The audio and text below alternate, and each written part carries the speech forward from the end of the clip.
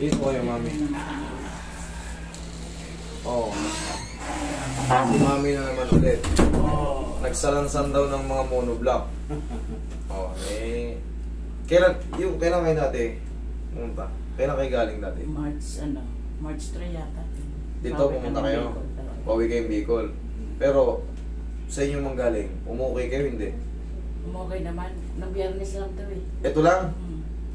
Oo nga, eh gano'ng karaming monoblock na sinalansan nyo. Yung monoblock kasi pag napagpatong-patong na yan, mabigat na yan. Sa isa, okay. Pero pag yan, sinalansan mo, parami ng parami. Pagkatapos kasi nun, naligo ako kagad. Di ba minsan binibilin ko yan na pagka alam nyo may sumasakit, lalo liig, kunyari. Eto kunyari sa pagtulog nyo, para kayo na-step. Ganon din sa balakang yan, kasi may joint din yan, dugtungan yan eh. Pagka alam nyo parang may, ata ako sa pagtulog huwag nyo nang basahin. Kasi magiging, mamayang hapon, gano'n na kayo. Lalo mamaga yun. Pagdating ko nga sa bayan. Oo, gano'n na kayo, maniwala kayo. Alas 10, hindi ko na magalaw yung likod ko. Pero nung naligo kayo, good pa eh, di ba? Pero pag tapos yung maligo, habang tumatagal yan, sumusuot yung lamig sa nerve. Mamaga yun. Ang gawin nyo ron, magpunas na lang kayo kung talagang may kayo. Huwag yung basahin yung part na yun. Maniwala kayo, tapos kuha kayo ng pau, ganun-ganun nyo lang. Kung ayaw nyo maging severe. Kasi sa mga susunod nga na oras, kumahapon ng, pag dumarating na yun, pahapon na, paggabi na. O gulat kayo. Ang hirap nga higa, ang hirap binibangon. Ihiga kayo.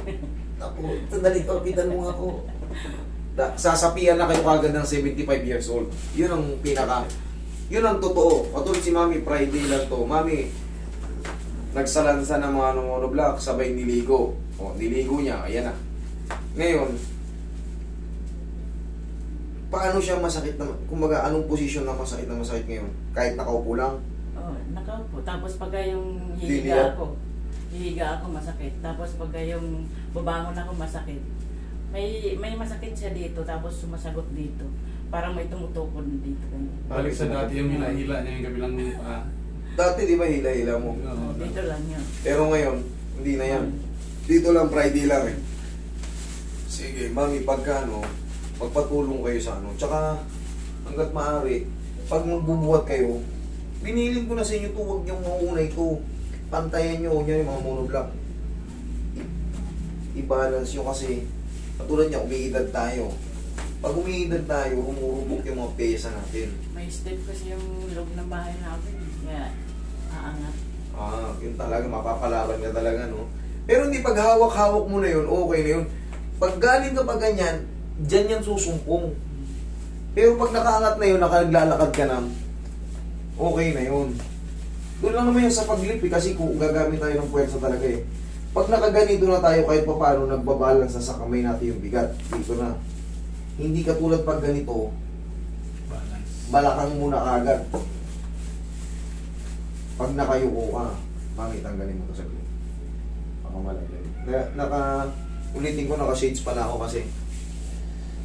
Pero bago ko mahawak sa tabo. Kasi manihika mo para mabigat pati tayo mo. May matatanggal. Sitilin.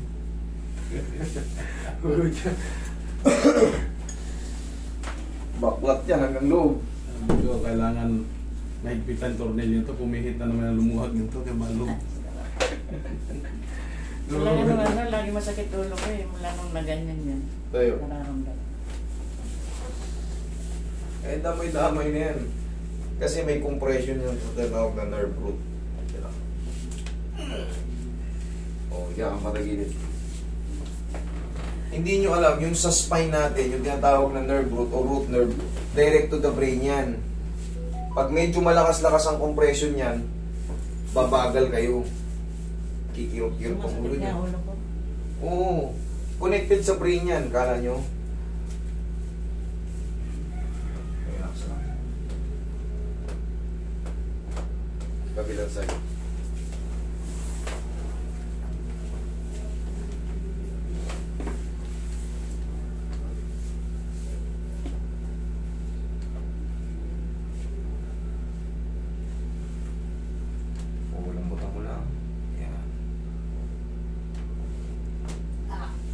Yan ang kailangan natin. Pag tumunog yan, Mag-observe lang tayo ng mga ilang segundo. Tihaya ka.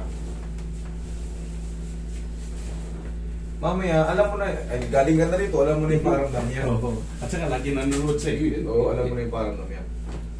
Pag nagbago, alam mo na yan. May pain pa siya, pero hindi na siya kagaya kanina na. Ako nga matulog, lagi nanonood sa iyo. Alam na niya kung anong bawal ko na. Pinapanood mo na ba? Dapa, mami. Reviewin mo palagi yung movement natin. Kasi, siyempre, katulad yan, medyo may kabigatan kayo. Pakaingatan nyo yung dulas-dulas sa banyo, ha? Huwag kayong tiwala sa banyo, baka... Kasi once na madulas tayo, nagbabago ng mundo natin, yung iba hindi na nakakabalik. Sa higaan na lang.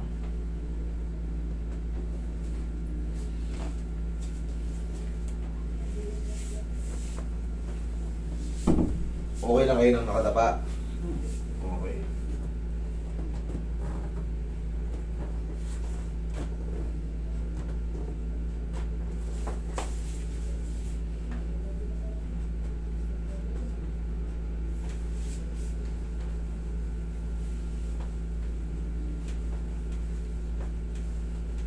Dito, parang may May parang nakatukod. sinutusok. Sige. Yan, pag nakaganyan, okay Wala, pa naman. wala siya. Pero pag nakatayo ka, nakaupo, parang ito yung tusok. Sige, Okay. diyan ka.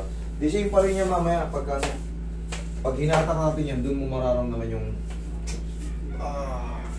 para kang tinanggalan ng tinik. Okay lang ha, sa tapa ha? Okay, sige. Nakulong doon sa sagdanan. Tirikit yun.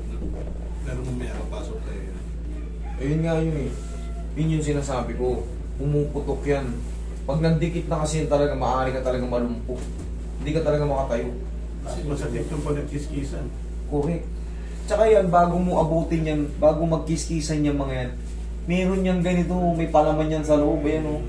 Mga nerves. Oo, may iipit yan, lalo ito, yung spinal cord, direct to the brain yan. Abot yan hanggang utak. Kaya sumasakit ang ulo ni mami. Kasi yan o, pag di ba, naipit ito mga to. Pag yan napuruhan, hanggang ulo, masakit. Ano? Ito ka na. Sawa ba? 42. Ano ba yung susunod? Meron pa rin. Okay. Isa lang. Isa. Zero. Eh, sabihan nyo na yung mga hindi pa kasunod. Alam nyo na yun. Tuloy mo. Ito lang yun. Ito na lang yung 30. Hindi kami nagkaibigan, pero okay lang yun. Ganun din naman, nauubos din naman kagad. Hindi lang talaga sinusoli ni Bugtong pa. Dalawang box lang yung sinuli ha. Diyan lang yung ngayon. Yan pa, nasana ako.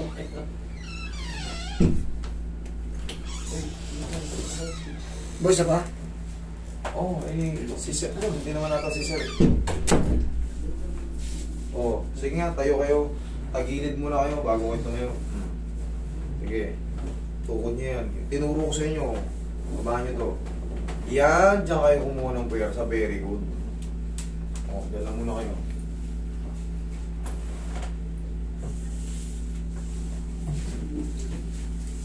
Sino bang kasama niyo sa bahay?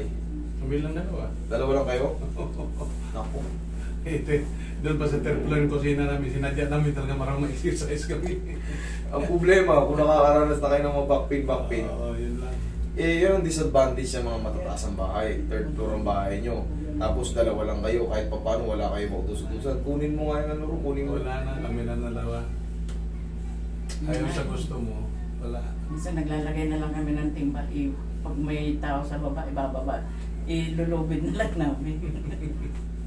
Yun ang disadvantage ng malaking bahay. Kailangan talaga kahit pa paano meron kayong ano dyan. Talaga sinadya rin namin yung parang yung exercise namin, obligadong aakyat talaga. Pag bawas cholesterol din. Tama naman, no? May purpose din. Kasi Problema pag masakit na yung balakang, ayun lang. nadulas ka, nagkabuhat-buhat ka ng mga ano. Yan naman ang ano. Hindi.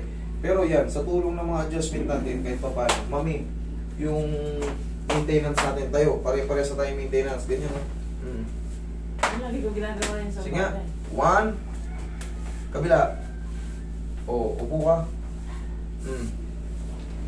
Yan lang maintenance natin. Hindi mo nakakalad ka rin yung ataw mo. Tapos, Gising Siyempre. ko sa umaga, ginagawa ko yun. Aw. Ganun na natin, hindi natin kailangan hidhidin. Hindi kailangan padiin-diinan. Ganun mo lang, basta kung hindi kayo marunong, para hindi magkanda ipit-ipit. O tayo kang bigla. Okay naman? Pag yung tatayo ko ng ganyan, huwag lang yung gagalaw dito kasi mayroon tuktukod dito. Pero parang wala na. Pero parang wala na. Yun ang gusto ko Pero malaman. masakit-sakit pa rin ako. Para tinaglulukuhan. Alam nyo na yan ha, tinuruan ko na kayo. Eh, mami, mabigat. Paisa-isa lang. Huwag mong pagpatong-patungin, yung monoblock, eh, mabigat talaga yun. Sabi nga niya, mapa-schedule ko ngayon rin. Sabi ko, pa-schedule ka, hindi ka na nga makalakad. Pumunta na tayo doon. Sisikreto na lang tayo doon kasi mahirap na, hindi ka na nga. Sige nga, lakad, oh. Okay ha, oh. Eh, 2 araw na hindi makapagbukas ang pwesto kasi hindi na makapagbukas. So, ganun yan. Ganun yun. Gulat ka, no? Inuupo lang.